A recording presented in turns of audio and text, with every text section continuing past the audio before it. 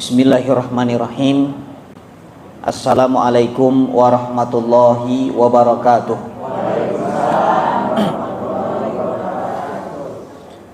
Alhamdulillah. Alhamdulillahi hamdan yuafi ni'amahu wa yukafi'u mazidah. Ashhadu an la ilaha illallah wahdahu la syarikalah wa ashhadu anna Muhammadan abduhu wa rasuluhu la nabiyya wa la rasula ba'dah. Allahumma salli wa sallim wa barik ala sayyidina Muhammadin ibni Abdullah wa ala alihi wa ashabihi wa man tabi'ahum bi ihsanin ila yaumis sa'ah, amma ba'du. Allahumma la sahla illa ma ja'altahu sahla wa anta taj'alul hazna idza syi'ta sahla. Allahumma anfa'na bima 'allamtana wa 'allimna ma yanfa'una wa zidna ilman. Allahumma inna nas'aluka hubbaka wa hubba man ahabbaka wa hubba amalin yuqarribuna ila hubbika birahmatika ya arhamar rahimin, amin ya rabbal alamin. Alhamdulillahi rabbil alamin. Mudah-mudahan pertemuan kita pada pagi hari ini seluruhnya diberkahi oleh Allah Subhanahu wa ta'ala, dan semoga Allah pertemukan kita di tempat ini seperti ini juga Allah nanti kumpulkan kita di surganya, amin ya rabbal alamin.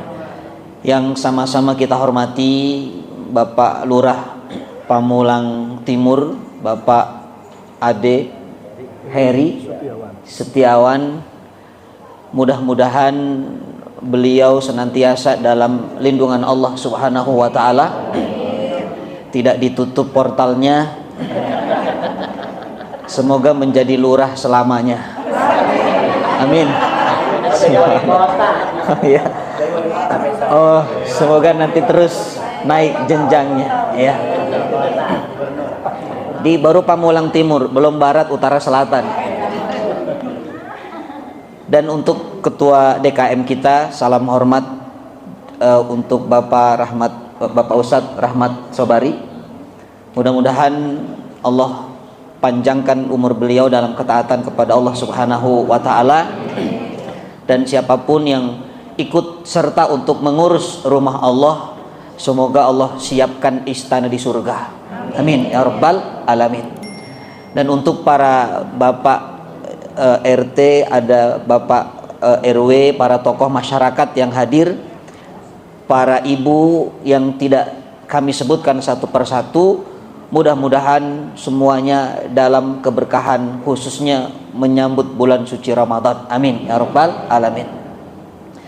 Kesempatan yang berbahagia ini, tema kita adalah tentang Isra wal Mi'raj. Peristiwa yang sangat fenomenal ini terjadi, ada yang mengatakan di bulan Rabiul Awal, ada yang mengatakan di bulan Rajab. Jadi kapan terjadinya, ulama berbeda pendapat tentang kejadian kapan, di bulan apa peristiwa ini terjadinya. Tapi semua ulama sepakat peristiwa ini terjadi Yaumul Itsnain, hari Senin. Hari Senin ini hari yang sangat istimewa bagi Nabi Shallallahu Alaihi Wasallam. Rasulullah dilahirkan Yaumul Itsnain. Rasulullah Shallallahu Alaihi Wasallam diutus Yaumul Itsnain. Nabi hijrah dari Makkah menuju Yathrib hari Senin. Bahkan Nabi diwafatkan hari Senin. Termasuk Nabi di Isra wal Mi'raj kan hari Senin. Makanya Nabi bahagia betul ketika ditanya, ya Rasulullah, kenapa puasa di hari Senin? Karena hari Senin itu hari aku dilahirkan. Ternyata tidak hanya dilahirkan, Allah memberikan momentum-momentum yang fenomenal, yang besar kepada Nabi adalah di hari Senin. Jadi kalau ibu punya hari yang menurut ibu hari yang sangat spesial atau ada historisnya di sana, maka boleh ibu puasa. Ya, boleh puasa hari lahir, silahkan. Ya, tapi kita, masyarakat kita ternyata ketika memperingati hari lahir bukan puasa, justru makan. Itu ikut nabi yang mana itu? Subhanallah. Ibu bapak yang dimuliakan Allah, itu tentang peristiwa terjadinya Isra wal Mi'raj. Hari ini kita akan melihat pesan moralnya, pelajaran penting apa yang bisa kita ambil dari peristiwa Isra wal Mi'raj. Jamaah Masjid An-Nas ini, kalau saya tanya arti Isra wal Mi'raj itu kira-kira sudah tahu atau belum? Sudah sering ya disampaikan masalah ini. Isra, apa itu Isra? Sudah lupa? Memang manusia itu tempatnya lupa. Isra itu perjalanan, ya. Saro yasiru itu akar katanya, ya. Isra itu diperjalankan, atau dikatakan Nabi itu tidak jalan sendirian dari Masjid Al-Haram ke Masjid Al-Aqsa. Mi'raj adalah naik, mendaki. Mi'raj itu mendaki, naik ke atas tuh, itu namanya Mi'raj. Makanya ibu bapak kalau mau ke masjid ditanya mau kemana, mau Isra. Ya, ini masjidnya ada tangganya ini. Subhanallah. Ya, jadi masjid ini lengkap. Dari rumah ke sini namanya Isra, begitu masuk ke atas namanya Mi'raj. Subhanallah. Ya, itu secara makna saja. Nanti kita lihat lebih jauh. Ibu bapak dimuliakan Allah, apa pelajaran yang bisa kita ambil dari peristiwa yang sangat luar biasa ini? Yang pertama, kata para ulama, peristiwa ini tidak akan pernah terjadi kepada Nabi SAW kecuali Nabi mengalami 3 kesedihan. Yang pertama, latar belakang atau kronologisnya, ditinggal wafat istrinya tercinta, Khadijatul Kubra. Bapak ibu yang dimuliakan Allah, Rasulullah itu sangat cinta kepada ibunda Khadijah. Kenapa? Karena ibunda Khadijah adalah wanita yang mendampingi Nabi dalam perjuangan dakwah. Bahkan di saat seluruh wanita mendustakan, Siti Khadijah yang pertama beriman. Di saat seluruh wanita menggenggam hartanya, ibunda Khadijah yang pertama kali menginfakkan hartanya. Makanya kalau kita infak, pahalanya itu mengalir sampai ibunda Khadijah radhiyallahu anha. Kenapa? Karena ibunda Khadijah adalah wanita yang pertama kali mengeluarkan hartanya untuk jalan dakwah. Subhanallah. Jadi kita ini punya hutang harta dengan ibunda Khadijah Al-Kubra. Kita punya hutang ilmu dengan ibunda Aisyah radhiyallahu anha. Nah, yang pertama kali mengajar, ya, menyampaikan tentang ilmu-ilmu hadis Nabi itu yang tidak diketahui para sahabat adalah ibunda Aisyah radhiyallahu anha. Maka ini 2 wanita yang luar biasa. Ibu bapak dimuliakan Allah, ibunda Khadijah seorang wanita ketika Nabi dalam keadaan gelisah. Nabi pulang dari Jabal Nur itu, ketika mendapat wahyu pertama, Nabi ketakutan. Kenapa? Karena bertemu dengan sosok yang belum pernah dilihatnya. Lalu sosok itu menyuruh Nabi untuk membaca Iqra. Lalu Nabi tidak bisa membaca, dipeluk, bahkan dikatakan dalam sirah itu seperti Nabi itu mara'aitu ilal maut, aku seperti hampir mati karena didekap dengan dekapan yang dahsyat. Nabi ketakutan, lari turun dari bukit Jabal Nur itu sampai ke rumahnya. Zammiluni zammiluni dathiruni dathiruni, selimuti aku, gulung aku dengan selimut. Siapa yang memberikan ketenangan saat itu? Ibunda Khadijah. Subhanallah. Makanya wanita itu memang dicipta untuk memberikan ketenangan. Itu wanita. Ketika Nabi Adam di surga sendirian, Nabi Adam sendirian di surga, nggak enak di surga sendirian, ya.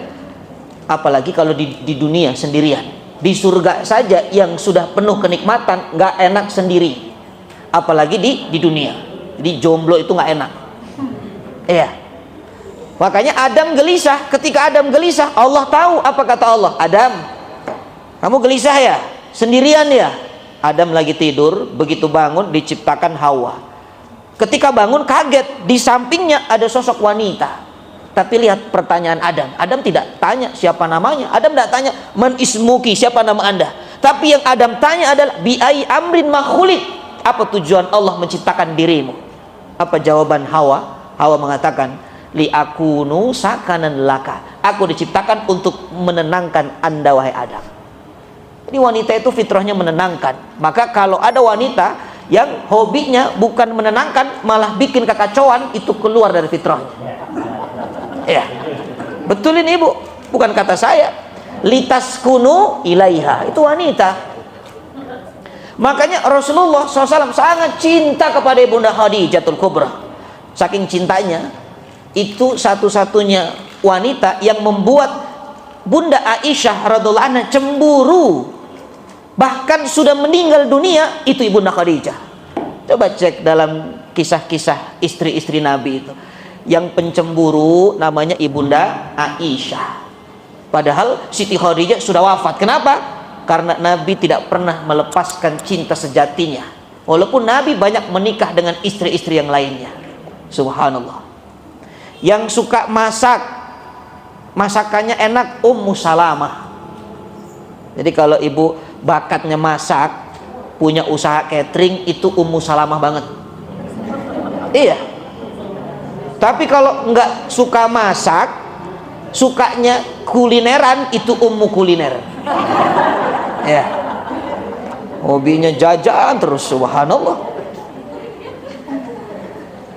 Nabi sedih. Kenapa? Meninggal istri tercintanya. Satu kesedihan yang dialami Nabi. Belum lama dari itu ditinggal wafat paman Abu Thalib, pamannya Abu Thalib. Yang paling menyedihkan adalah pamannya Abu Thalib meninggal dalam keadaan tidak beriman. Itu yang bikin Nabi sedih. Subhanallah. Bayangkan seorang paman yang sangat besar jasanya terhadap Nabi. Nabi SAW dari kecil diasuhnya, diajari bagaimana cara berdagang, diajari bagaimana cara menggembala kambing, bagaimana menjadi seorang pemimpin dari tangannya Abu Thalib. Tapi wafat dalam keadaan tidak beriman. Nabi sedih. Dan yang lebih menyedihkan, dua gunung Nabi ini hilang. Dakwah di kota Mekah sudah tidak bisa, diboikot Nabi, dijegal. Nabi diintimidasi, bahkan terancam dibunuh. Maka Nabi meninggalkan kota Mekah, mencoba dakwah ke satu tempat namanya Taif. Berangkat ke Taif. Walhasil, apakah diterima? Bukan, ditolak, bahkan diusir, dilempar batu sampai Nabi berdarah-darah. Apa doa Nabi ketika Nabi beristirahat di sebuah kebun anggur itu? Nabi mengatakan, Allahumma inni ashku dha'fa quwati wa qillata hilati. Ya Allah, aku mengadukan lemahnya kekuatanku ya Rabb, dan aku mengakui kurang maksimalnya dakwahku. Padahal Nabi dakwah sudah hebat. Dari Mekah ke Taif itu ibu 83 km kurang lebih. Itu kan jauh, enggak pakai gokar itu. Ya, jalan kaki, bayangkan. Tapi Nabi mengatakan belum maksimal dakwahku ya Allah. Sampai Nabi mendapatkan ayat dari Allah. Kata Allah, wa innaka laminal mursalin, kamu itu, sungguh kamu itu rasul, kamu utusan Allah. Karena Nabi hampir putus asa. Ya, bukan putus asa, tapi Nabi hampir saja. Kenapa? Karena sudah tidak ada lagi yang mendengar dakwahnya. Bahkan satu kampung, satu negeri Taif menolaknya. Maka Allah hibur kekasihnya. Subhanallah. Apa hiburannya? Yang pertama, berislamnya jin. Jadi ada jin yang Islam. Nabi sedang sholat di satu masjid, ada yang mengikuti mendengarkan bacaannya, ternyata itu jin.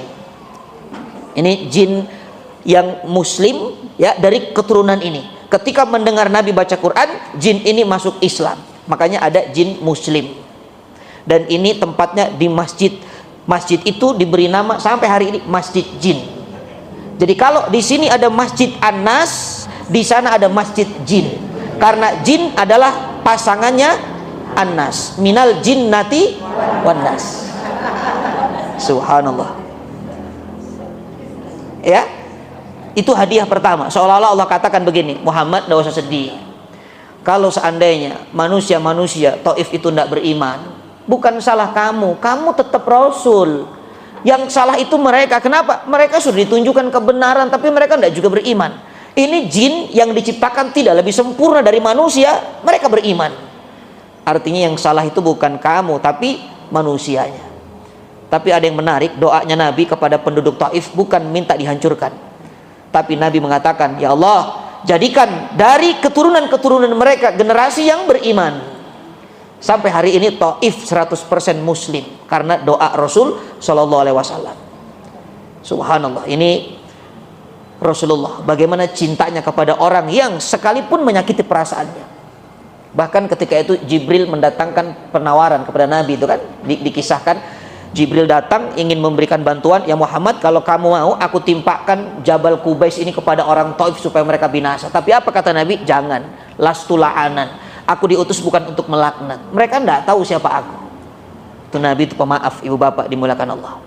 Ya, maka ini latar belakang kenapa terjadinya Isra wal Mi'raj. Allah kasih hiburan karena Nabi mengalami kesedihan. Apa hiburan pertama? Islamnya jin. Jadi jin itu ada beberapa kabilah. Yang kafir namanya kabilah Taluh. Itu yang kafir itu namanya kabilah Taluh. Makanya ada istilah kena teluh. Pernah dengar? Ya, itu dari kabilah jin Taluh. Memang para kuhan atau kahin itu kerjasama dengan jin kafir. Jadi kalau ada dukun yang bisa melihat menerawang, itu jangan percaya, dia bekerja sama dengan jin kafir. Ya, kalau kita percaya maka kita ikut kafir. Jadi yang punya nomor WA dukun hapus. Ini kecuali dukun motor, dukun handphone, ya. Kadang-kadang ada orang zaman lagi susah begini, bukannya iya kana budu wa iya kana stain, iya kana budu wa dukun nastain. Ya WA, Mbah, suami saya sudah 5 hari tidak pulang-pulang, Mbah, tolong diterawang, Mbah. Apa kata dukunnya? Ibu, maaf, istri saya juga sudah 5 hari tidak pulang-pulang. Ternyata suaminya dukun, istrinya dukun sama suami ini ketemuan. Subhanallah, makin kacau aja itu ya. Maka jangan percaya dengan dukun, ibu. Nah, ini yang pertama. Ya, jadi Islamnya jin. Yang kedua, hadiah dari Allah adalah Isra wal Mi'raj. Nah, ini hadiahnya. Jadi kata ulama, pesan pertama, pelajaran pertama dari Isra wal Mi'raj adalah bahwa Isra wal Mi'raj ini tasliyatun li Rasulillah. Apa tasliyah itu? Hiburan. Ini adalah hiburan untuk kekasih yang sedang bersedih. Ini pelajaran nih, ibu, bapak, khususnya para suami, kalau istrinya lagi sedih, dihibur. Betul, ini sunnah. Kalau kita menghibur orang siapapun yang sedang sedih, kita kasih hiburan. Di antara hiburannya adalah jalan-jalan. Itu Allah mengajak jalan-jalan Nabi, ibu. Subhanallah. Ya, setuju. Iya. Ya, jadi ini pelajaran pertama. Ya, jadi kalau ingin memberikan kebaikan kepada orang yang sedang dalam kesedihan, maka tidak ada cara kecuali hiburan.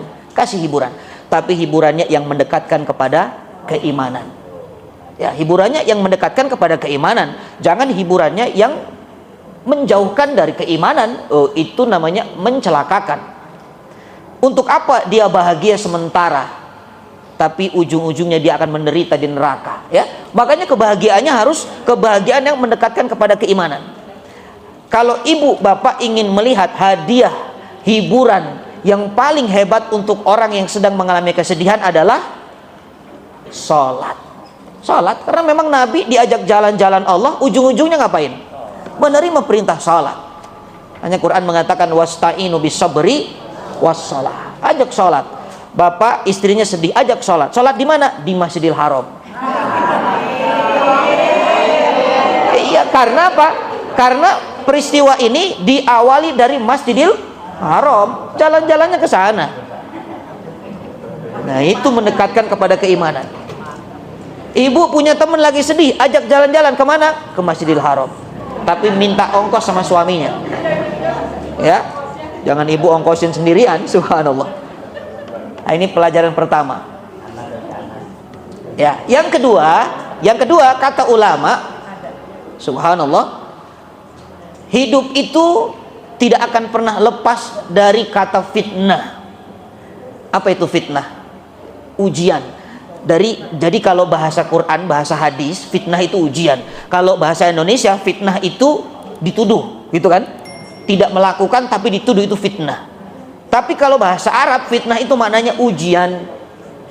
Hidup itu rangkaian daripada ujian. Dunia itu darul ibtila, rumah ujian, itu dunia. Makanya hatta seorang nabi itu paling besar ujiannya. Bala, asyaddul bala al anbiya, kata Nabi SAW. Yang paling berat ujiannya adalah para nabi. Makin tinggi keimanan, makin berat ujian. Jadi perbandingannya begitu.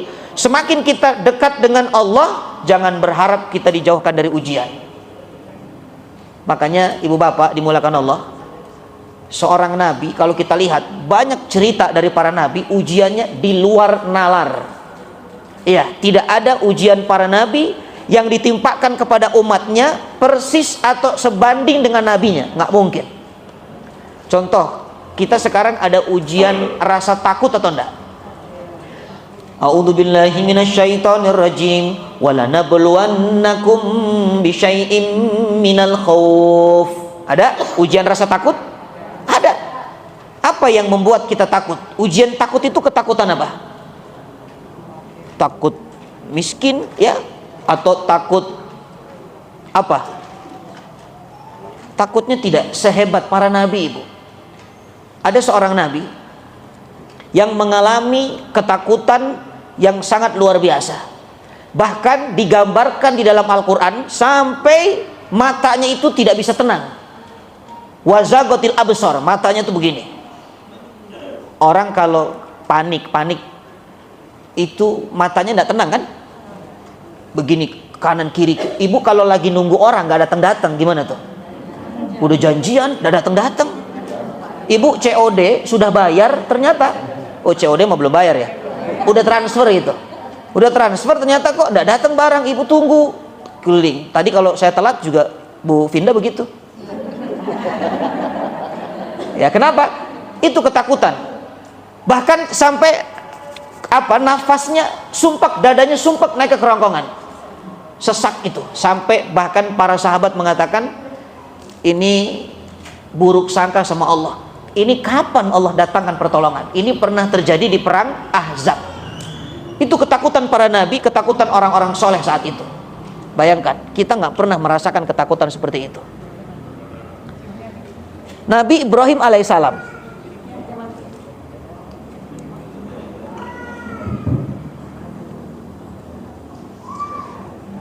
Nabi Ibrahim alaihissalam pernah mengalami ketakutan yang luar biasa. Siapa yang pernah mengalami ketakutan seperti Nabi Ibrahim? Dilempar ke dalam api hidup-hidup. Ada ujian begitu? Gak ada. Makanya ibu bapak yang dimulakan Allah, kalau kita sedang diuji Allah, dalam keadaan kita merasa berat beban ujiannya, coba lihat sejarah orang-orang soleh. Bagaimana ujian mereka? Subhanallah. Dan Allah sudah kasih rumus di dalam Al-Quran itu. Ketika ada ujian, pasti bersamaan dengan itu ada kemudahan. Fa inna ma'al usri yusra, inna ma'al usri yusra. Bersamaan, sesungguhnya bersamaan dengan kesulitan, bersamaan dengan itu ada kemudahan. Ingat, bukan setelah kesulitan baru kemudahan, bukan setelah. Karena kalimatnya bukan fa inna ba'dal usri yusr, bukan itu, tapi ma'a itu bersama.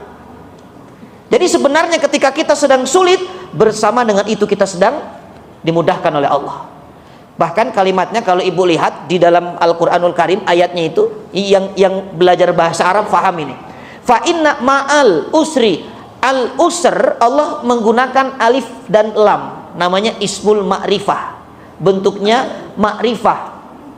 Alif lam itu menandakan ini hanya satu. Contoh, kalau saya katakan masjid, berarti masjidnya banyak, masjid manapun silahkan. Tapi kalau saya katakan al masjid, saya maunya masjid, hanya masjid itu. Ya, nyambung nggak maksud saya? Ya, maka ayat ini menunjukkan al usri kesulitannya satu dan tertentu. Tapi yusra itu tidak Allah kasih alif lam, artinya nakiroh, dan itu banyak. Satu kesulitan Allah kasih banyak kemudahan, satu masalah Allah banyak berikan jawaban. Makanya orang beriman itu tidak pernah sedih sebenarnya, karena dia tahu kesulitannya itu kesulitan yang sedikit, ya, kesempitan yang sedikit, tapi kemudahannya, keluasannya Allah memberikan lebih banyak dari apa yang dirasakan ketika mendapatkan ujian. Jadi Isra wal Mi'raj mengajarkan bersamaan dengan Nabi diuji dengan kesedihan, langsung Nabi Allah berikan hiburan kebahagiaan. Ya, makanya kalau ibu lagi diuji, cara berpikirnya begini, oh ini Allah ingin kasih kebahagiaan apa ini? Ya, sebentar lagi akan datang bahagia. Buktinya Ramadan. Ramadan itu kan bulan ujian, betul enggak? Kita diuji itu, sabar. Ya, mau gosip aja ibu, siang-siang harus nunggu maghrib. Ya, itu sesat namanya. Ya, itu kan sabar itu. Tapi endingnya bahagia nggak itu? Bahagia kapan? Lebaran, Idul Fitri, itu bahagia. Bahkan kata Nabi, lisaimi farhatan, bagi orang yang berpuasa dua kebahagiaan. Yang pertama ketika berbuka, yang kedua nanti ketika berjumpa dengan Allah Subhanahu wa taala. Jadi pokoknya kesulitan, kesempitan, kalau kita sering melihat kisah Isra wal Mi'raj, ingat Rasulullah. Oh, setelah Nabi ditinggalkan orang yang dicintainya, Nabi diusir dari Taif dalam dakwahnya, Nabi disakiti perasaannya, setelah itu Nabi mendapatkan kebahagiaan yang luar biasa. Maka ini pelajaran yang kedua, ya, bahwa hidup itu diuji, tapi ujian kita itu tidak seberapa dibandingkan ujian para nabi. Subhanallah. Ibu bapak dimuliakan Allah. Yang ketiga, Isra wal Mi'raj. Apa pelajaran pentingnya? Yang ketiga, ini adalah ujian keimanan. Ini masih babnya ujian. Kalau tadi itu ujian hidup, dikasih cobaan, dikasih bala, itu ya. Tapi kalau ini ujian keimanan. Iman kita ini setiap hari diuji. Bahkan kata Nabi, berapa banyak orang paginya beriman, sorenya kafir. Sorenya beriman, paginya kafir. Memegang iman di akhir zaman ini seperti memegang bara api yang cukup panas di tangan kita. Kalau tidak kuat-kuat, lepas iman kita.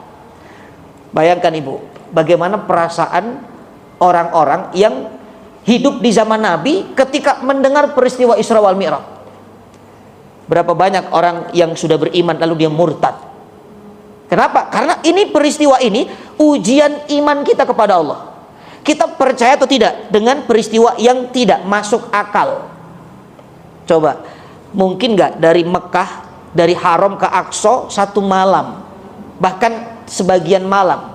Secara logika tidak mungkin, karena jarak tempuhnya bisa 3 bulan.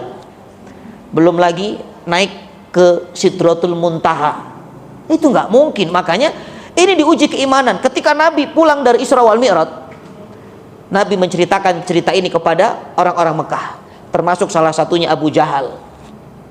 Apa kata Abu Jahal? Oh, ini kabar cakep ini Muhammad. Kalau kamu cerita kepada orang Mekah, kamu akan lebih hebat. Orang-orang akan mengatakan kamu itu hebat. Padahal Abu Jahal niatnya jahat.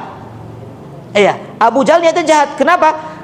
Karena orang-orang Mekah itu pasti nanti nggak semuanya mengatakan setuju dengan apa yang diceritakan Nabi. Bisa jadi mereka mengatakan, Muhammad gila ini ngarang cerita. Mana mungkin perjalanan sejauh itu, secepat itu. Ternyata benar ibu. Nabi menceritakan, walhasil banyak dari orang-orang yang sudah beriman murtad. Ini Muhammad nggak bener ini, nggak bener ini. Mungkin kalau kita ada di masa itu, bisa jadi kita termasuk orang yang murtad. Naudzubillah. Ya, Allah tahu iman kita tidak sehebat orang-orang dulu, sahabat Nabi. Makanya kita dikirim di atas muka bumi ini menjadi umat akhir zaman. Subhanallah. Jangankan dengan peristiwa itu, ibu, bapak, saya tanya sekarang, ada satu hadis Nabi, kata Nabi, kalau ada satu gelas minuman masuk lalat, maka celupkan, setelah itu dibuang lalatnya lalu minum airnya, karena sayap kanan atau salah satu dari sayapnya racun, salah satunya penawar. Itu hadisnya sahih. Pernah dengar hadis itu? Sekarang yang terjadi, kalau ada kopi, ada minuman masuk lalat, prakteknya gimana? Buang. Coba, itu namanya mengimani hadis Nabi atau mengingkari? Kita lebih mengedepankan perasaan, itu kan jorok, jijik. Padahal Nabi mengatakan tuntunannya celupkan. Subhanallah. Iya, itu ujian iman, ibu, ujian iman. Makanya setelah ngaji Isra wal Mi'raj, besok minumannya cari lalat. Ya. Ya jangan sengaja juga, nanti suaminya dimasukin 10 lalat. Jadi memang diteliti oleh para ulama, lalat itu, ibu coba lihat lalat itu kalau masuk ke dalam minuman, pasti salah satu sayapnya tidak tenggelam. Imma yang kanan atau yang kiri. Kalau yang masuk sayap kanan, berarti penawarnya ada di kiri. Kalau yang masuk sayap kiri, penawarnya ada di kanan. Yang masuk kepala duluan, ini lalat nyungsep namanya. Kurang tidur dia. Ya. Nah, itu dari hadis yang kita anggap sering kita dengar dan itu biasa, tapi ternyata kita susah untuk mempraktekkan. Apalagi waktu dulu, ya, itu kan secara nggak langsung nggak masuk akal, ini lalat kan kotoran, itu kan. Tapi Nabi mengatakan seperti itu, ya sam'an wa ta'atan, itulah ujian iman. Nah, sehingga subhanallah, para sahabat Nabi ketika dulu diuji keimanannya, mereka dalam keadaan apa? Kokoh dalam iman. Karena mereka tahu iman itu pasti ada ujiannya. Contoh Bilal bin Rabah ditimpa batu oleh Umayyah bin Khalaf itu. Ditimpa batu, ibu, di tengah hari terang panas di padang pasir yang terik. Bayangkan gimana rasanya. Sumayyah, seorang wanita, ditusuk perutnya, lagi hamil, ditusuk perutnya, disuruh menyembah berhala Hubal namanya, Ulu Hubal, sembah Hubal. Nggak mau dia. Kalau nggak mau ditusuk, diacak-acak perutnya, lagi hamil tua, ditarik lagi. Subhanallah, sampai wafat. Makanya wanita pertama yang mati syahid namanya Sumayyah. Syahidah pertama namanya Sumayyah. Suaminya Yasir. Subhanallah, Yasir diikat tangan kanan kiri, kaki kanan kiri dengan 4 kuda, disuruh menyembah berhala, tapi nggak mau. Dipecut kudanya dan lari ke arah 4 arah yang berbeda, terbelah tubuhnya jadi 4 bagian. Itu bagaimana para sahabat menjaga iman di masa itu. Subhanallah. Ada seorang wanita namanya Masyitoh. Ibu tahu Masyitoh itu tukang sisirnya Fir'aun. Iya, pernah dengar cerita ini? Tukang sisir Fir'aun. Fir'aun itu sultan yang sebenarnya, sampai tukang sisirnya aja ada. Sekarang coba, siapa yang sultan sekarang? Raffi Ahmad, punya nggak tukang sisir? Ya, masih kalah sama Fir'aun itu. Itu ketika mensisiri putrinya, jatuh sisirnya kan? Lalu dikatakan Bismillah, diambil. Didengar oleh putrinya, ya Masyitoh, manillah, siapa Allah? Apa kata Masyitoh? Allahu Rabbi wa Rabbuki wa Rabbu abuk. Allah itu Tuhanku, Tuhanmu dan Tuhan bapakmu. Marah ini putrinya, diadukan kejadian ini kepada Masyitoh. Dipanggil Masyitoh oleh Fir'aun, ya Masyitoh, alaki Rabbun siwai, kamu punya Tuhan selain aku? Tadi anakku cerita, kamu menyebut nama Allah, siapa Allah? Apakah kamu punya Tuhan selain aku? Kata Masyitoh, Rabbi wa Rabbuka Allah, Tuhanku dan Tuhanmu itu Allah. Apa yang terjadi? Itu anaknya Masyitoh direbus di sebuah kider itu penggorengan besar dengan timah panas itu, dimasukkan ke penggorengan yang besar, mati dalam keadaan menjaga keimanan di hadapan ibundanya Masyitoh. Bagaimana ibu perasaannya? Anak digoreng di hadapan ibundanya. Ini kadang-kadang ibu sekarang anaknya baru masuk pesantren aja nangis. Padahal di pesantren nggak digoreng anaknya, dididik dengan baik, diajari ilmu, diajari akhlak, tapi nangis terus, maunya kalau boleh sehari 3 kali nengok. Itu ujian keimanan juga. Ini digoreng, bayangkan. Lalu Fir'aun mengatakan, ya Masyitoh, saya tanya sekali lagi, ala kirapun siwai, kamu masih mengatakan ada Tuhan selain aku? Kata Masyitoh, ya Fir'aun, Rabbi wa Rabbuka Allah, Tuhanmu dan Tuhanku Allah. Anak kedua ditarik lagi, digoreng lagi, meninggal dunia. Anak ketiga pun sama, Masyitoh masih mengatakan Tuhanku dan Tuhanmu itu Allah, diambil lagi, digoreng lagi. Ketiga putrinya meninggal dalam keadaan menjaga keimanan. Tinggal satu putri tersisa dalam rodoah di pangkuan Masyitoh itu. Fir'aun mengatakan, ya Masyitoh, ketiga putrimu sudah wafat, tinggal satu yang tersisa. Apakah kamu masih mengatakan ada Tuhan selain aku? Ya Fir'aun, apapun yang terjadi, la ilaha illallah, Rabbi wa Rabbuka Allah, Tuhanku tetap Allah, Tuhanmu juga Allah. Itu anak yang kecil, ibu, ikut mau diambil, digoreng. Tapi anak kecil itu berbicara. Apa kata anak kecil ini? Ini salah satu bayi yang berbicara. Selain Nabi Isa dan juga putrinya Masyitoh, ada satu lagi bayi yang menyusui itu, ya. Apa kata bayi ini? Ya ummi uthbuti, wahai ibu, tetap istiqomah, kokoh dalam keimananmu, kita akan berjumpa di surga. Subhanallah. Lalu diserahkan bayi yang mungil itu, ibu, digoreng di hadapan Masyitoh. Bayangkan, habis keempat putrinya. Sekarang tinggal Masyitoh sendiri. Fir'aun mengatakan, Masyitoh, 4 putrimu sudah wafat. Kalau kamu masih mengatakan ada Tuhan selain aku akan ikutkan kamu bersama putrimu. Apa kata Masyitoh? Ya Fir'aun, sampai kapanpun Tuhanku dan Tuhanmu tetap Allah. Kalau engkau ingin menggoreng diriku bersama keempat putriku, aku punya satu permintaan. Apa permintaanmu, ya Masyitoh? Masyitoh punya permintaan. Tolong satukan tulang belulangku nanti bersama keempat putriku. Permintaan ini dikabulkan. Jadi kalau ada orang yang dihukum mati itu boleh minta permintaan itu, ya. Ini Masyitoh minta permintaan dan dikabulkan. Setelah Masyitoh digoreng bersama 4 putrinya, tulang belulangnya dikumpulkan. Tapi ibu, apa walhasil, apa yang terjadi? Ini peristiwanya ketika Nabi Mi'raj. Nabi naik ke atas di langit ke-7, ya, sebelum bertemu dengan Allah, ya, dikatakan tidak bertemu langsung. Nabi mengatakan ra'aitu nur, aku melihat cahaya Allah. Walaupun Nabi mengatakan bertemu langsung dengan Allah, itu beda pendapat. Namun yang jelas ada satu kejadian ketika sebelum bertemu dengan Allah, menerima perintah sholat, Nabi mencium aroma yang sangat harum di atas langit ke-7. Lalu Nabi bertanya kepada Jibril, ya Jibril, ayu ra'iha hadhihi, Jibril, ini wanginya siapa? Ini bau wangi apa ini? Kata Jibril, ya Muhammad, hadhihi min raihati Masyitoh ma'a abnaiha arba'ah. Ya Muhammad, ini wanginya Masyitoh bersama keempat putrinya. Allahu Akbar. Lalu apa kata Nabi? Wallahi law saqatat ala wajhil ardi min raihati Masyitoh la sammat ala ahli dunia jami'an. Demi Allah, kalaulah satu tetes wanginya Masyitoh itu turun ke muka bumi, maka seluruh penduduk bumi akan mencium wanginya. Allahu Akbar. Kenapa? Karena iman. Itu ujian keimanan. Makanya ini Isra wal Mi'raj dahsyat betul ini. Bahkan yang paling hebat saat itu, sahabat Nabi namanya Abu Bakar radhiyallahu anhu. Abu Bakar itu lagi dagang, ibu, bapak yang dimulakan Allah. Tiba-tiba datang ke Mekah, ada kabar dari Abu Jahal dan yang lain-lainnya itu. Ada Utbah, ada Syaibah.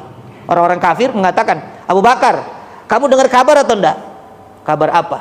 Itu temanmu Muhammad sudah gila. Katanya dia ngaku tadi malam dia dari Haram ke Aqsa, lalu dia naik ke langit dan sekarang sudah di Mekah. Itu temanmu gila. Berharap Abu Bakar itu ikut dengan Abu Jahal. Berharap imannya lepas setelah mendengar Rasulullah itu menceritakan peristiwa yang tidak masuk akal. Tapi ternyata begitu mendengar kabar ini, lari Abu Bakar menemui Rasulullah SAW, lalu mengatakan, ya Muhammad, ya Rasulullah, apakah benar yang diceritakan orang-orang kafir itu tentang perjalananmu itu?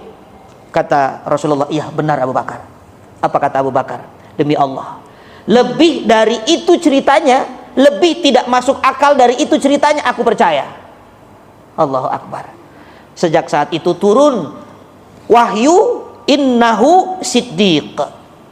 Jadi Abu Bakar mendapat gelar as-siddiq karena membenarkan peristiwa yang tidak masuk akal. Bahkan Abu Bakar mengatakan, demi Allah, seandainya di hadapan mataku itu warna hitam, lalu Rasulullah mengatakan itu warna putih, aku akan bohongi mataku, aku akan katakan itu warna putih. Itu imannya Abu Bakar itu. Makanya sahabat yang paling cepat masuk Islam tanpa banyak tanya itu Abu Bakar radhiyallahu anhu. Ini kalau ada orang, ibu, mohon maaf, kita punya teman diajak kebaikan itu langsung tanpa banyak tanya, itu Abu Bakar banget. Betul ini. Coba, Bu, ngaji nggak? Ayo, bismillah berangkat. Bu, mau infak nggak ini? Buat masjid, bismillah, berapa transfer?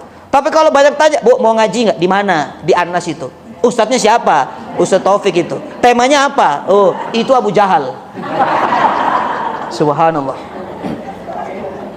Iya, pokoknya kalau dengan kebaikan segera tanpa ditunda, itu Abu Bakar betul. Sifatnya Abu Bakar radhiyallahu anhu. Ini ujian keimanan.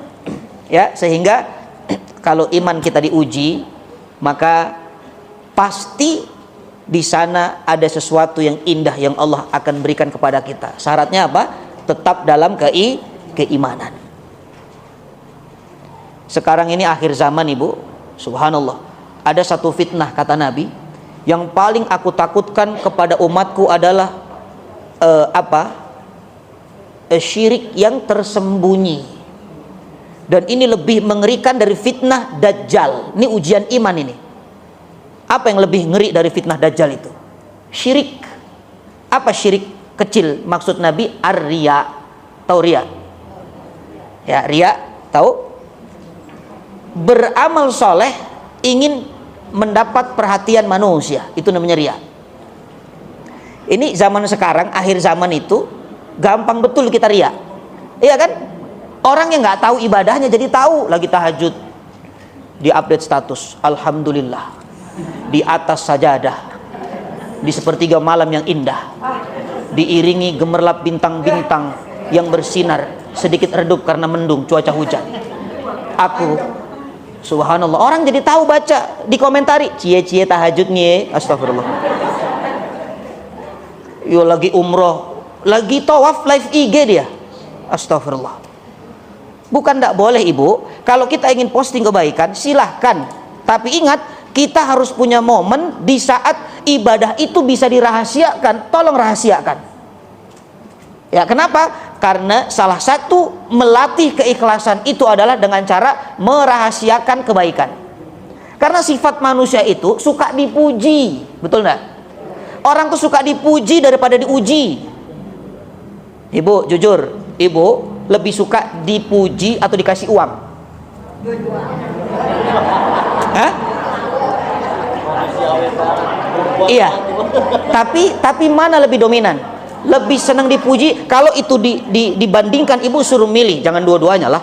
Ibu suruh milih, mana lebih suka, dipuji dikasih uang? Hah? Pak Lurah katanya dikasih uang, kata ibu. Subhanallah. Iya. Nah, saya akan cek ya, bener ndak apa yang ibu katakan suka uang. Ini ada nenek dengan kakek. Ya, ini dua orang yang kalau nenek kakek berarti sudah tua, ya. Kata kakeknya begini, memuji istrinya, nenek itu makin hari makin cantik. Subhanallah. Itu nenek bahagia, ibu, sambil ngaca, walaupun tidak percaya, tapi bahagia. Iyalah, mana ada nenek cantik, ibu, itu lesung pipitnya nggak dua, semua wajahnya lesung pipit. Subhanallah, keriput namanya. Iya. Dan saya nggak pernah ada nenek marah itu. Kalau ketemu nenek itu, nenek makin hari makin cantik, nggak pernah marah. Ustadz kalau ngomong hati-hati ya, nggak begitu. Iya, dia senang saja, walaupun dia sadar pujian itu palsu, betul nggak? Itu palsu, ibu, hoax, dia nggak mungkin percaya. Tapi dia bahagia. Sekarang dibandingkan, kalau ada wanita dikasih pujian palsu dia bahagia, tapi kalau dikasih uang palsu, ayo milih mana? Uang atau pujian? Pujian, subhanallah. Ya, makanya kata ulama, kalau memuji orang, hati-hati, jangan di depan orang itu, jangan di depan dirinya, berpotensi rusak amalnya. Ya betul ini, Bu. Ibu itu kalau pakai kerudung warna merah itu lebih muda 2 jam. Subhanallah. Itu ibu, itu nggak mau ganti ibu itu. Sampai besok nggak ganti-ganti itu, suaminya bingung. Makanya hati-hati ria, hati-hati ria. Lebih parah dari fitnah Dajjal. Kenapa lebih bahaya dari Dajjal? Kalau Dajjal itu datangnya akhir zaman. Tuh, Dajjal tuh nanti akhir zaman. Tapi kalau fitnah ria dari dulu sudah ada itu, sampai hari ini bahkan nanti. Yang kedua, kalau fitnah Dajjal, yang akan terkena adalah orang-orang yang tidak punya iman. Ya, orang yang nggak beriman itu akan terkena fitnah Dajjal. Tapi penyakit riya justru akan terkena kepada orang yang punya iman dan punya banyak amal soleh. Betul nggak? Ini kalau nggak punya amal soleh, riya dari mana? Iya. Maka ini ujian iman tuh banyak sekali macamnya. Sehingga pelajaran dari peristiwa bagaimana Abu Bakar beriman, bagaimana para sahabat menjaga keimanan, kita bersyukur kepada Allah. Sampai hari ini Allah masih karuniakan iman, yang mana ujian keimanan kepada kita itu tidak sehebat ujian para sahabat. Kita mah cuma disuruh ngaji, ibu datang ke masjid, itu mah enteng. Itu kan ujian iman, ada panggilan ngaji, datang atau enggak? Ini ujian iman. Ya, ibu disuruh jadi panitia Ramadan, ngurus anak-anak yang ingin iftar jamaah di masjid, itu ujian keimanan. Jadi ini adalah bagian daripada cara Allah untuk melegitimasi iman kita. Jadi semakin Allah memberikan ujian kepada iman, semakin Allah mengakui keimanan kita. Jadi bersyukur. Dan ujian itu macam-macam, ada yang nggak enak, ada yang enak, gitu kan? Ya, ujian iman tuh ada yang enak, ada yang nggak enak. Jadi nggak semua ujian sama, tergantung kemampuan manusianya. La yukallifullahu nafsan illa wus'aha. Ini pelajaran yang keberapa ini? Keberapa tadi? Ketiga ya? Iya. Pelajaran keempat dari Isra wal Mi'raj, bahwa Nabi SAW diperjalankan Allah dari masjid ke masjid. Nabi tidak diperjalankan dari masjid ke resto. Iya. Artinya umat Islam itu tidak boleh jauh dari masjid. Ruhnya umat Islam itu ada di masjid. Al masjidu baitu kulli mu'min. Masjid itu rumah tiap mukmin. Makanya Nabi itu selalu hubungannya dengan masjid. Nabi hijrah, yang dibangun Masjid Kuba pertama kali. Lalu Nabi membangun Masjid Nabawi. Bahkan Nabi mengatakan la tashuddar rihal ila thalathatin masajid. Jangan engkau memaksakan diri untuk jalan-jalan kecuali ketiga masjid. Satu, Masjid Al-Haram. Yang kedua, masjidku, kata Nabi, Masjid Nabawi. Ketiga, Masjidil Aqsa. Jadi kita kalau mau memaksakan jalan-jalan, ibu, bukan ke Masjid Al-Jabar Bandung, bukan. Iya, itu enggak sunnah itu. Ke Kubah Emas Depok sampai jual emas, enggak usah. Ya, ibu boleh jual emas, jual motor, ya, untuk memaksakan diri ziarah ke Masjid Al-Haram, ziarah ke Masjid Nabawi. Tapi jangan juga jual rumah, jual tanah, begitu pulang nggak punya apa-apa, itu salah. Ya, ini artinya ketika kita ingin memaksakan menabung. Ya, kenapa? Karena dua masjid atau tiga masjid itu punya sejarah. Apa sejarah dari tiga masjid itu? Coba kita lihat Masjid Al-Aqsa dulu. Kenapa Masjid Al-Aqsa? Karena Masjid Al-Aqsa itu adalah kiblat pertama kita. Dulu kiblat kita ke sana, ibu, sama dengan Yahudi. Ya, Baitul Maqdis namanya. Tapi Rasulullah SAW sedih. Kenapa?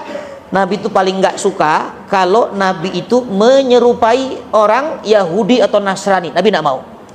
Makanya ketika Nabi belum dapat perintah puasa Ramadan, Nabi juga sedih karena puasanya saat itu hanya 10 Muharram, sama dengan orang-orang Yahudi. Jadi dulu belum ada puasa Ramadan, ya, puasa 10 Muharram itu yang wajib.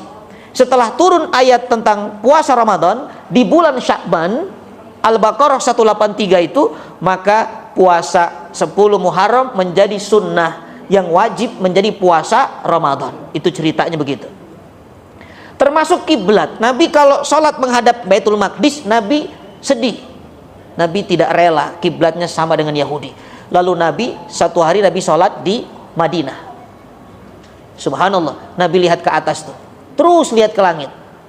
Allah tahu ini Nabi minta kiblat baru, maka Allah berikan kiblat Masjidil Haram, Ka'bah al-Musyarrafah. Ya, dikatakan di dalam Al-Qur'an itu qad nara taqalluba wajhika fis sama falan waliyannaka qiblatan tardoha. Ya Rasul, ya Muhammad, aku melihat wajahmu itu terus lihat ke langit, dan aku tahu engkau itu ingin kiblat yang engkau ridho. Maka sekarang pindahkan kiblatmu ke Ka'bah Musyarrafah. Maka sejak saat itu masjidnya disebut Masjid Kiblatain, 2 kiblat.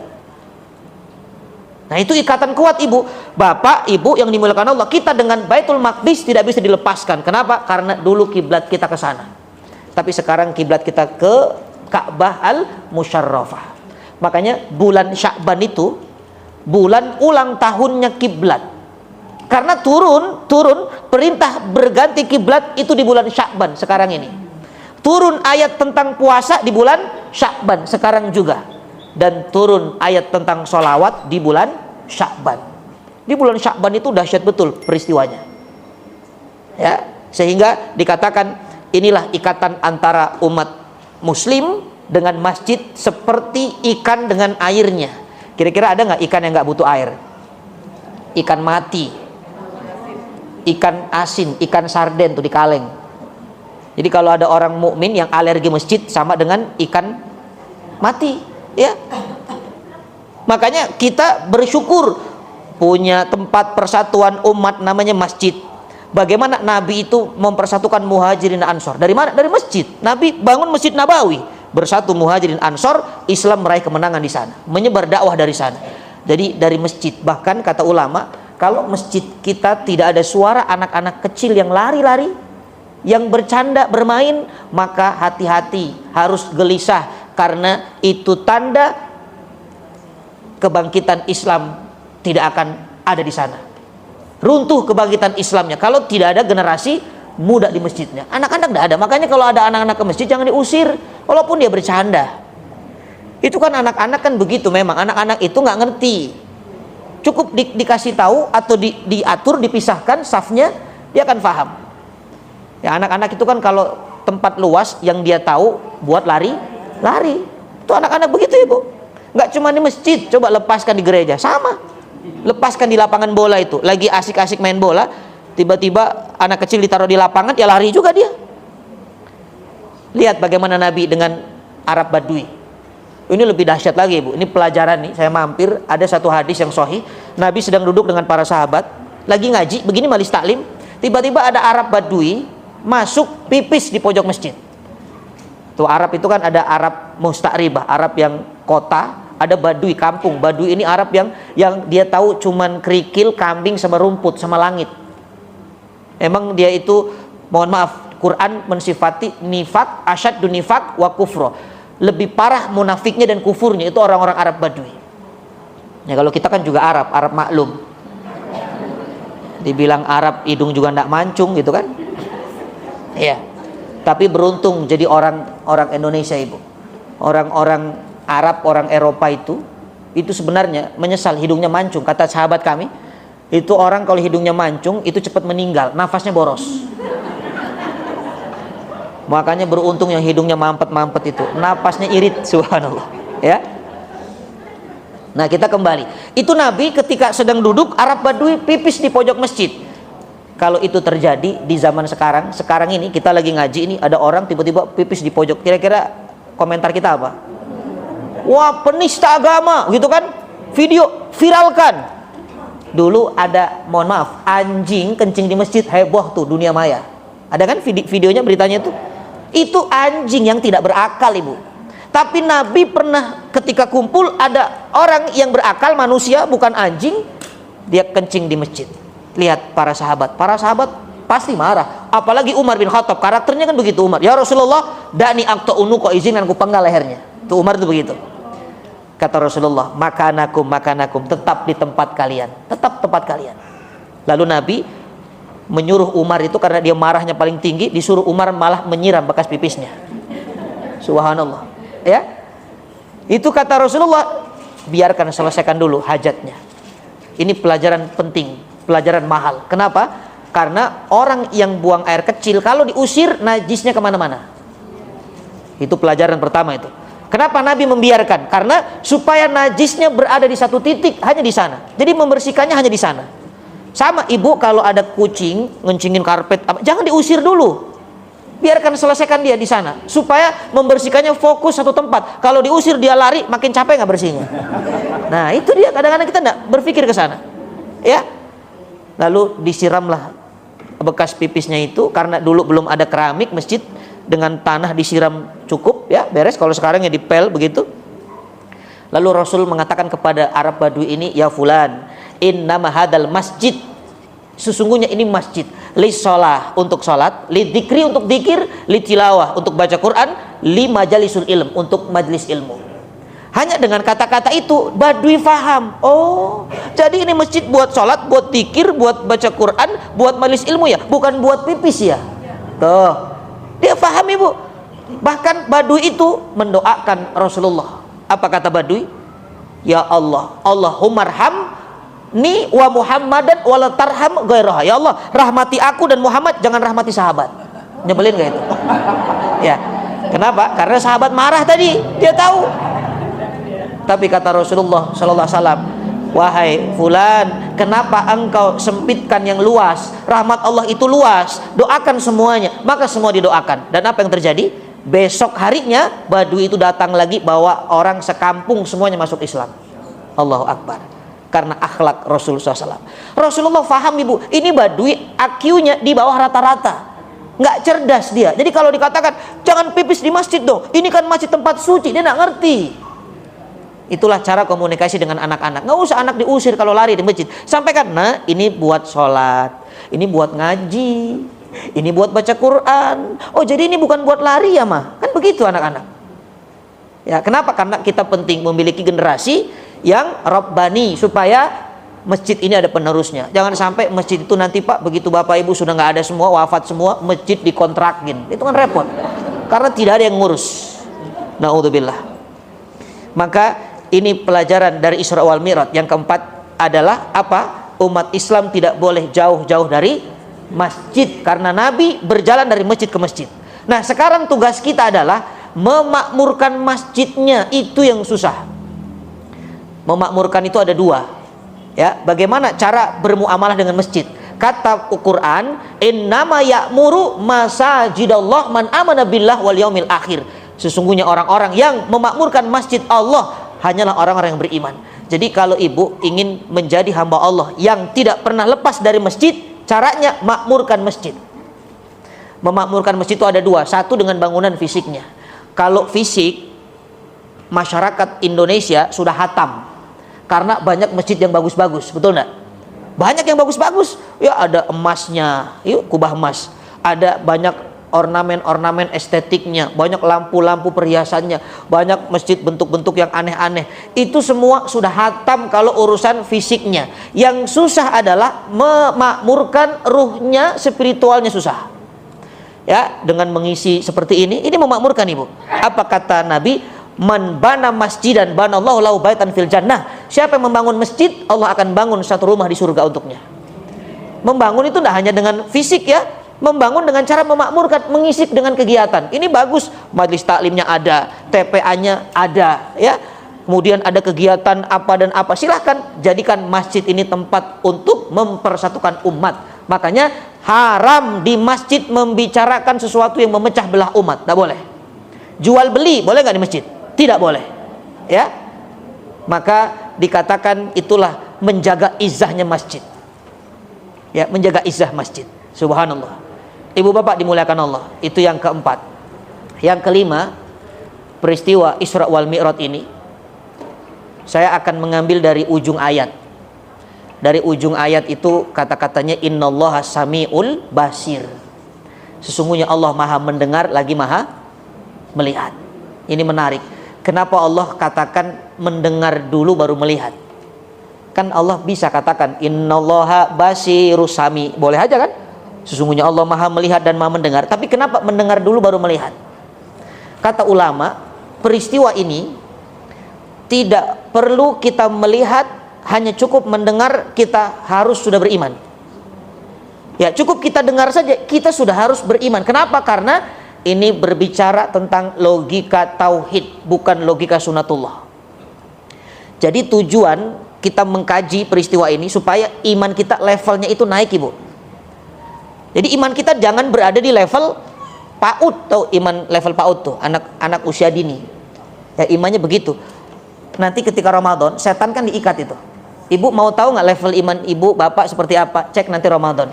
Ketika Ramadan, kata Nabi, setan diikat. Wasufidati syayatin, setan diikat. Tapi yang diikat itu adalah min kibari syayatin, dari setan yang jenderal. Yang PAUD itu dilepas.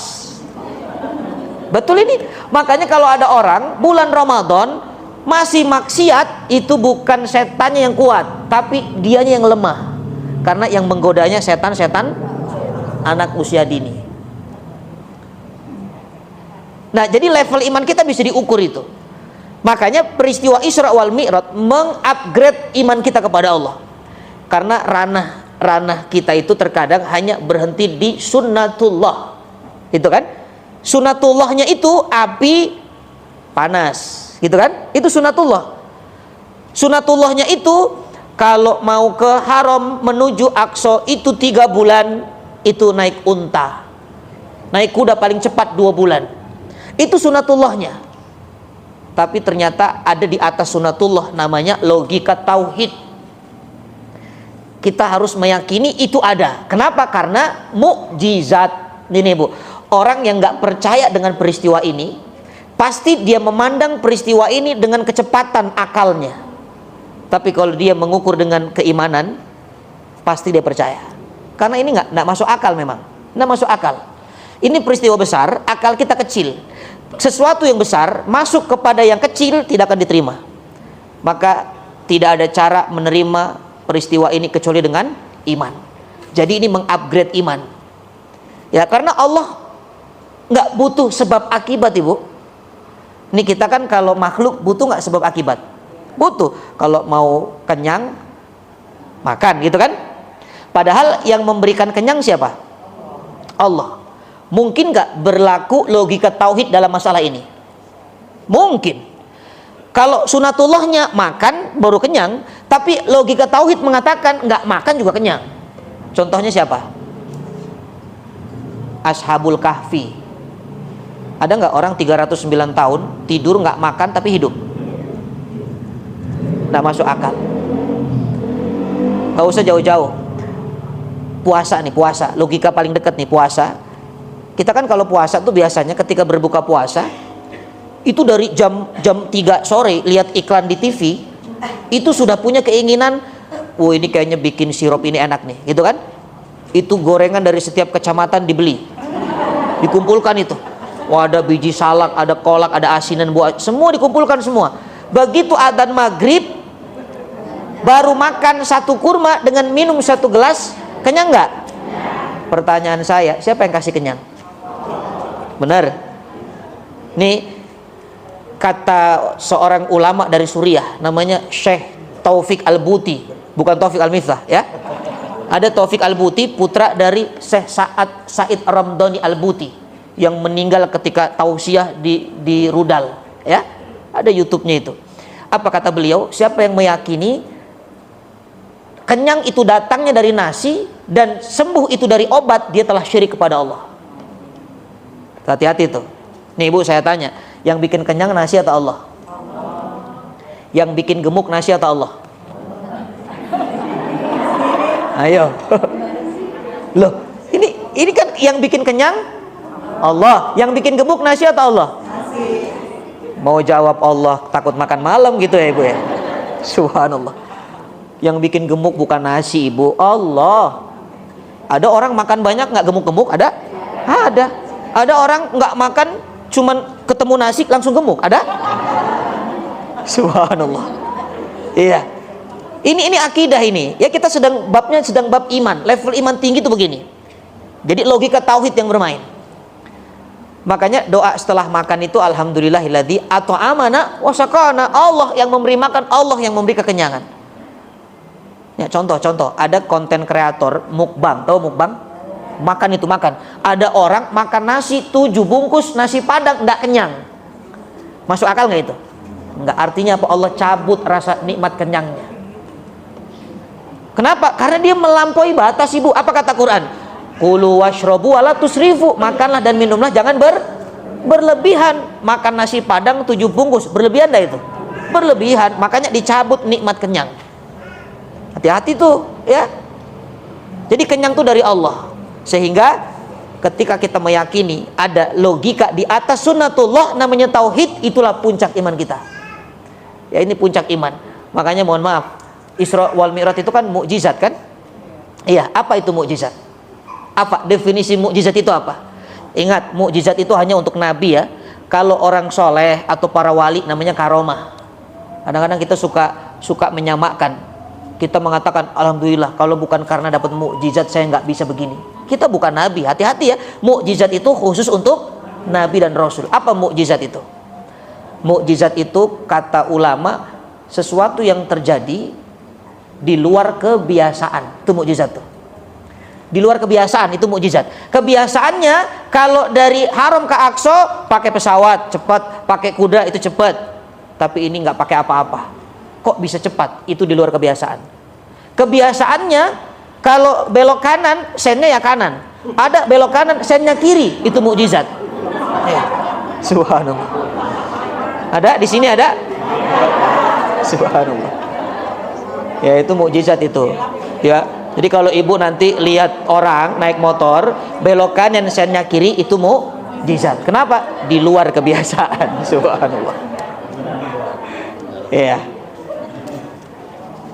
Nah, maka ini peristiwa ini ya, pesan pentingnya adalah untuk memperkuat akidah kita. Jadi kalau ibu bapak mendengar peristiwa ini sudah beriman tanpa melihat, itu imannya sudah bagus. Karena iman itu nggak butuh melihat sebenarnya. Kita nggak pernah melihat Allah, kita iman kepada Allah. Kita nggak pernah lihat Rasulullah, tapi kita iman kepada Rasulullah. Kita nggak pernah lihat alam kubur, tapi kita beriman kepada alam kubur itu ada, siksa kubur itu ada, nikmat kubur itu ada. Jadi iman itu nggak harus melihat. Kalau iman harus melihat, orang buta itu tidak beriman. Ya kan? Banyak orang buta tidak bisa melihat, tapi dia beriman. Nah, ini puncak peristiwa yang sangat luar biasa, memberikan pesan moral seperti apa keimanan kita. Kita meyakini Allah punya kuasa, walaupun di luar nalar kita, maka kita katakan itu adalah hak, itu kebenaran. Sehingga ibu jangan heran kalau ada tukang bubur naik haji. Ya, jangan iri kalau tetangga kita yang mungkin suaminya hanya ojek online, pekerjaannya tidak menghasilkan rupiah yang banyak, tapi kok bisa haji bisa umroh. Jangan iri. Kenapa? Karena dia tidak lagi memakai sunnatullah, tapi memakai logika tauhid. Ya. Kenapa? Kadang-kadang kita suka iri. Kan yang nabung duluan saya. Kan saya yang duluan nganter orang umroh. Kenapa dia berangkat duluan? Tuh, itu penyakit tuh. Orang iri itu capek, hatinya capek. Ya, kenapa? Dia mencoba untuk mengkritisi nikmat yang Allah berikan kepada orang. Capek hatinya. Ada tetangga beli rumah baru, dia pindah RW. Capek kan? Capek ngurus perpindahannya. Ada tetangga kawin lagi, dia pindah alam. Lebih capek lagi tuh. Tuh, orang iri tuh begitu. Ya, maka ini dari 5 poin inilah kita bisa mengambil pelajaran yang penting bahwa Isra wal Mi'raj itu peristiwa yang dapat merefleksi iman kita kepada Allah. Ihtitam, penutupnya ibu. Ternyata dari peristiwa yang dahsyat itu kesimpulannya satu, evaluasi sholat. Ya, Isra wal Mi'raj itu evaluasi sholat. Ya, kenapa? Karena Rasul terima perintah sholat. Ya, bahkan dikatakan dalam satu riwayat, ini bukan hadis, mohon maaf, ini ungkapan ulama. As-sholatu mi'rajul mu'minin. Sholat itu mi'rajnya orang beriman. Apa itu mi'raj? Mi'raj itu tangga pendakian. Jadi antara sholat dengan mi'raj itu ada persamaan. Jadi kalau ibu mau tahu kapan kita Isra, ketika kita dari masjid ke masjid kita Isra. Kapan kita Mi'raj? Ketika sholat. Karena sholat dan Mi'raj ada persamaan. Apa persamaannya? Satu, Nabi ketika mau Mi'raj, Nabi dibersihkan dadanya, dibelah. Kata Nabi SAW, syaqaqtu sadri marratain. Aku dibelah dadaku 2 kali. Ketika kecil, usia 2 tahun, dan ketika ingin Mi'raj. Nabi dibelah dadanya itu bukan berarti kotor, Ibu, tapi supaya tidak ada hadus syaiton, supaya nggak ada tempat duduk setan. Karena manusia itu berpotensi di hatinya ada tempat duduk setan. Makanya surah An-Nas itu salah satu surah perlindungan.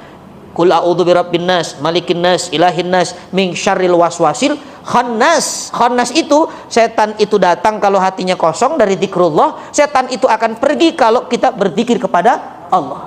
Makanya nggak boleh kosong. Al mafsadatu atau dikatakan al faragatu mafsadatun. Kekosongan itu ngerusak. Itu kosong apapun, Ibu, kosong dompetnya rusak nggak itu? Rusak itu perasaannya berkeping-keping. Kosong hati rusak, itu orang bisa kesurupan tuh, kosong hatinya tuh dari zikir. Maka nggak boleh kosong, Ibu. Subhanallah. Nah, kita ini ada hadus syaiton, Nabi juga ada, makanya dibersihkan, ditutup aksesnya. Kenapa? Karena kalau setan bisa masuk ke hati Nabi, maka setan keluar dari kata-kata laknat. Setan itu kan sudah dilaknat kan, divonis sama Allah kan, laknatullah artinya apa? Yang terputus dari rahmat Allah, nggak dapat kasih sayang. Jadi rahmat itu kasih sayang, laknat itu apa? Laknat itu kebencian, murka. Tapi kalau punya anak kembar jangan kasih nama laknat dan rahmat, jangan. Kasihan si laknat itu, ya.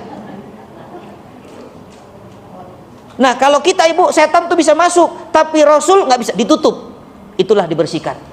Karena begini, mohon maaf, ada kata-kata dari hadis Nabi ini, kita ini masuk surga bukan karena amal soleh, betul enggak?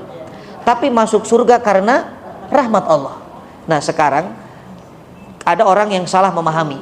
Karena hadis ini dikatakan oleh Nabi, ketika sahabat bertanya, begitu juga Anda ya Rasul? Iya, aku juga. Ada orang mengatakan, berarti Nabi itu nggak dijamin surga. Ini salah pemahamannya. Kenapa? Tidak mungkin Nabi tidak dijamin surga, karena masuk surga dengan rahmat Allah, dan Nabi itu adalah rahmat Allah. Wa ma arsalnaka illa rahmatan lil alamin. Makanya kunci surga yang pegang siapa?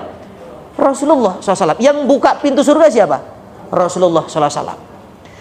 Makanya kalau Nabi tidak dibersihkan, ada setan masuk, sama dengan setan mendapatkan rahmat, karena Nabi adalah rahmat. Tuh, maka ditutup aksesnya. Sama, Ibu, ketika Ibu bapak mau sholat, ada nggak syariat membersihkan diri tuh? Apa namanya? Wudu. Tuh, wudu itu yang dibersihkan badannya, tapi yang bersih badannya dan ruhaninya. Makanya doa setelah wudu, asyhadu alla ilaha illallah wa asyhadu anna muhammadan abduhu wa rasuluh, Allahumma ja'alni minat tawabin wa ja'alni minal mutatahhirin. Tawabin, taubat itu hati. Mutatahhirin itu badan. Ini yang pertama, persamaan sholat dan mi'raj, sama-sama bersuci sebelum bertemu Allah. Yang kedua, ketika Nabi ingin mi'raj, ada wanita tua, seorang nenek itu dengan atribut lengkap, perhiasan di tubuhnya. Lalu kata Nabi kepada Jibril, bertanya, ya Jibril, siapa itu? Apa kata Jibril? Itu adalah dunia dengan segala tipu dayanya. Subhanallah.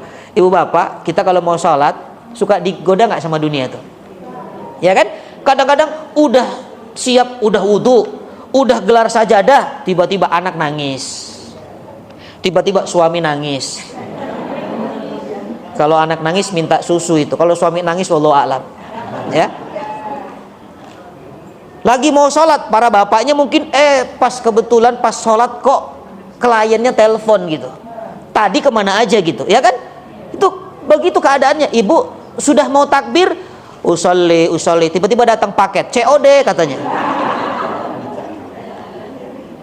Itulah sholat. Memang kadang-kadang sholat itu distraksinya banyak. Kalau kita tidak kuat-kuat itu, makanya apa? Sholat yang paling bagus adalah sholat di awal waktu. Makin ditunda, makin banyak godaannya. Bahkan makin menunda, bisa jadi berpotensi tidak melakukannya. Jadi itu persamaan yang kedua. Yang ketiga, sebelum mi'raj, Nabi, subhanallah, tadi dibersihkan dadanya. Yang kedua, Nabi digoda oleh wanita tua dengan segala perhiasan. Yang ketiga, ketika mi'raj, Nabi dekat dengan Allah. Bahkan Quran menggambarkan seperti busur dan anak panah. Itulah hakikat sholat. Ketika bapak ibu sholat, kita sedang dekat dengan Allah. Makanya kalimatnya wasjud waqtarib, sujud Anda dekat. Dalam satu hadis yang sahih kata Nabi sallallahu alaihi wasallam, aqrabu ma yakunul abdu min rabbih wa huwa sajidun fa'aktsiru du'a. Yang paling dekat antara hamba dengan Allah ketika sujud, maka perbanyak doa. Jadi ibu kalau sujud jangan buru-buru. Ada sahabat Nabi ketika sujud sholat ba'diyah maghrib, bangun-bangun adzan isya, menikmati sujudnya. Subhanallah. Iya, ibu juga di sini ada sholat subuh, sujudnya subuh, bangun-bangun duha. Itu imamnya sudah berangkat ke kantor, dia masih sujud. Itu ketiduran itu. Subhanallah. Iya. Nah, itulah persamaan antara mi'raj dan sholat. Maka hakikatnya peristiwa Isra wal Mi'raj ini kalau ditarik dari semua itu adalah babnya adalah keimanan, ya, ujian, keimanan, kemudian hubungan kita dengan masjid, semuanya berkaitan dengan iman. Bahkan yang terakhir ujung-ujungnya adalah sholat, karena sholat itu menjaga hubungan baik dengan Allah.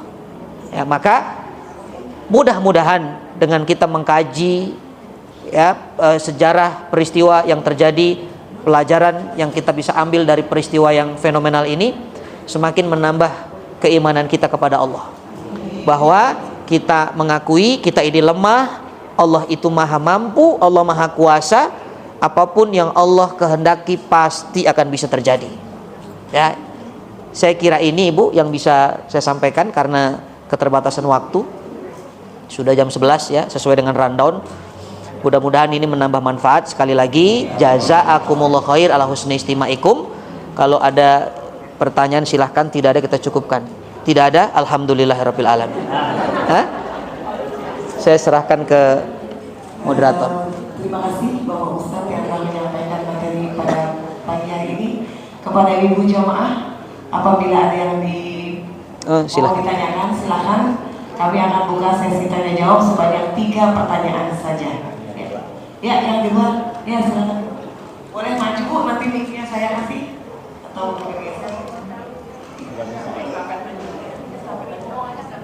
boleh, boleh. Waalaikumsalam.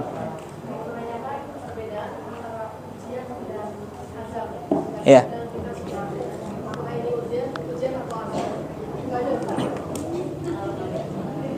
Baik, jazaakillah khair.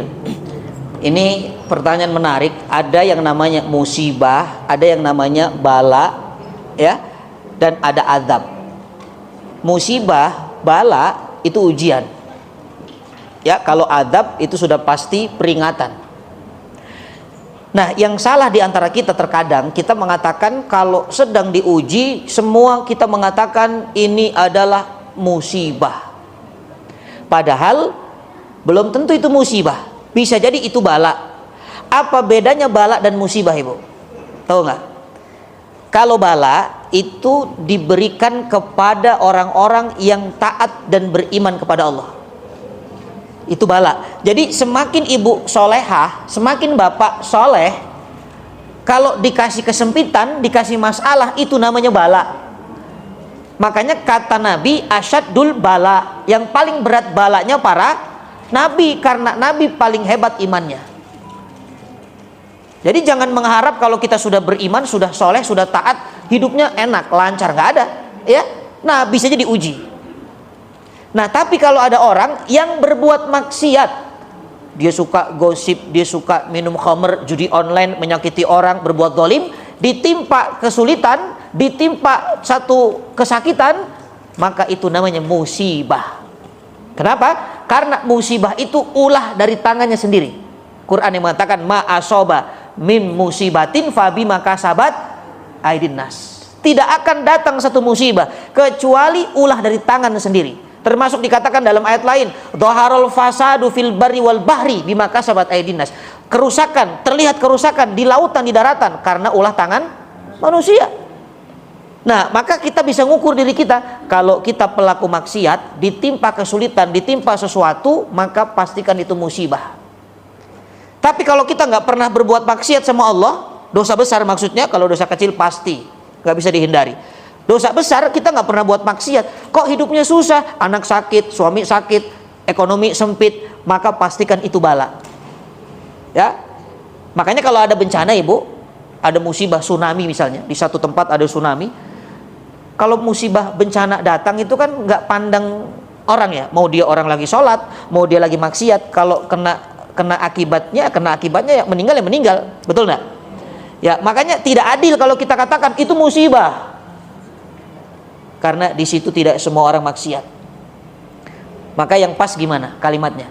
Itu bencana itu adalah musibah bagi yang maksiat, itu bala bagi yang tidak maksiat. Itu adil tuh. Ini kalau orang ngerti definisinya, dia nggak mau dikatakan kamu kena musibah ya. Saya nggak maksiat kok. Oh berarti kamu lagi diuji, artinya diberi bala oleh Allah. Soalnya kita nih sering mengatakan kalau bala itu lebih ngeri, padahal bala itu bagus. Iya kan? Bala itu kan ngeri. Kecuali kalau 2 kali bala-bala itu enak. Jam segini ngomong bala-bala itu ya, subhanallah. Nah, itu adalah ujian. Kalau azab itu nanti di akhirat. Jadi sehakikatnya kalaulah ada orang berbuat maksiat, dikasih kesempitan, itu pun bentuk sayangnya Allah kepada hambanya supaya tobat. Iya, supaya tobat. Kan kadang-kadang ada orang dikasih nasihat dengan lisan nggak mempan dia. Sholat dong, sholat. Mumpung sehat, tetap aja nggak sholat. Tapi begitu dikasih kecelakaan, mungkin dia kecelakaan, 2 orang boncengan, yang satu meninggal, dia selamat. Kecelakaannya di depan masjid persis. Mungkin nggak dapat hidayah itu dari Allah. Mungkin. Ya Allah, masih hidup saya, padahal selama ini saya nggak sholat. Teman saya ini malah ahli masjid. Bisa jadi hidayah karena sebab dikasih musibah. Ya, berapa banyak orang yang dapat musibah karena sebab maksiat lalu dapat hidayah dan dia menjadi orang soleh hari ini? Banyak gak? Banyak. Makanya apapun yang Allah kasih di dunia ini, baik dari sebab kita taat atau maksiat, hakikatnya adalah rahmat kepada kita, rahmat Allah. Kalau azab itu nanti di alam barzah, itulah baru azab. Awali dari alam akhirat, diawali dari barzah sampai nanti alam neraka, itu baru itu namanya adab. Di dunia bukan tempat adab, dunia itu darul ibtila, darul amal, tempat beramal. Darul jaza itu akhirat, hari pembalasan itu adalah akhirat. Ya, kecuali ada adab yang disegerakan oleh Allah, itu pun sebenarnya adab ini masih berpotensi membuat orang ini tetap mendapatkan kenikmatan di akhirat. Ya, contohnya apa? Contohnya berzina. Berzina itu adabnya disegerakan. Maksudnya adabnya itu apa? Orang yang berzina maka tidak akan menjadi walinya sampai kapanpun itu. Jadi anak itu, binnya itu ke ibunya, dan tidak berhak untuk memberikan menikahkan, tidak boleh menikahkan. Itu kan bisa dikatakan adab ya, karena nggak bisa dirubah itu. Bahkan kalau dia menikahkan, coba-coba menikahkan, 7 turunannya itu zina selama-lamanya. Itu orang yang berzina itu. Makanya zina itu ditampakkan Allah kan dengan cara apa? Hamil. Itu kan sebenarnya aib ya. Aib itu ya bisa dikatakan adab lah. Adabnya disegerakan di dunia. Kemudian orang yang durhaka kepada orang tua. Nah, jadi orang yang durhaka kepada orang tua itu adabnya disegerakan di dunia. Misalnya, ya banyak kejadiannya kan. Orang durhaka itu mungkin hidupnya sengsara, susah, ya jauh dari barokah. Itu kalau tidak taubat maka tidak akan berbuah rahmat. Tapi kalau dia taubat, yang berzina tadi taubat, Allah ampuni tidak? Allah ampuni, karena Allah Maha Pengampun.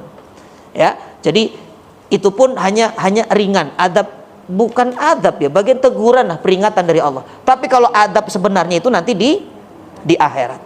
Makanya jangan takut kalau ada orang mau umroh. Ada orang mau umroh nggak berani umroh. Kenapa? Karena takut dibales. Iya, dengan cerita yang aneh-aneh dari tetangganya yang umroh. Jangan umroh deh, kemarin teman saya umroh begini, ditampakkan begini. Ibu, di Mekah itu bukan tempat pembalasan. Itu kalau di Mekah tempat pembalasan, orang nggak ada tuh yang berangkat umroh, takut semua. Ya, makanya tolong difahami, adab itu nanti ada tempatnya, bukan di dunia. Saya kira itu. Syukran, wallahi bariku fiik. Ya, terima kasih. Ya, ada lagi Ibu. Silahkan Ibu. Silakan. Waalaikumsalam. Wabarakatuh. Fitnah Dajjal itu bukan untuk orang yang beriman. Sementara ada doa supaya kita terhindar dari fitnah Dajjal. Iya, jazakillah khair. Iya, maksudnya adalah orang yang akan terkena fitnah Dajjal itu pastinya nanti orang yang tidak beriman. Langsung dia terkena. Tapi kalau orang yang beriman, justru dengan keimanannya itu dia minta perlindungan kepada Allah kan? Di dunia ini kita disuruh minta perlindungan. Allahumma inni a'udzubika min adzabil qabri wa min adzabi jahannam wa min adzabi apa tuh? Fitnah mahya wal mamat wa min fitnati masyid dajjal. Itu doanya kan? Artinya ibu ketika membaca itu, bapak ketika membaca itu punya iman nggak? Punya iman. Karena beriman kepada datangnya Dajjal, maka kita minta perlindungan. Sehingga kalau sudah minta perlindungan, maka Allah melindungi. Nah, artinya kalau orang tidak minta perlindungan, dia tidak beriman.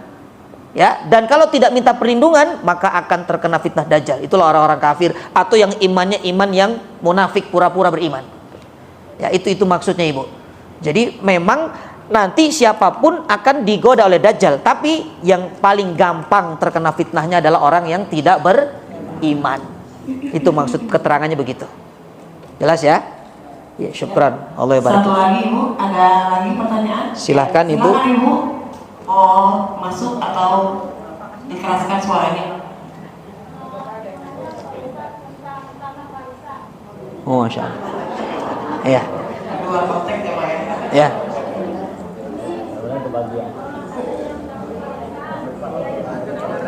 Pak Ibu yang lainnya diam ya. Ada yang dapat warisan terus?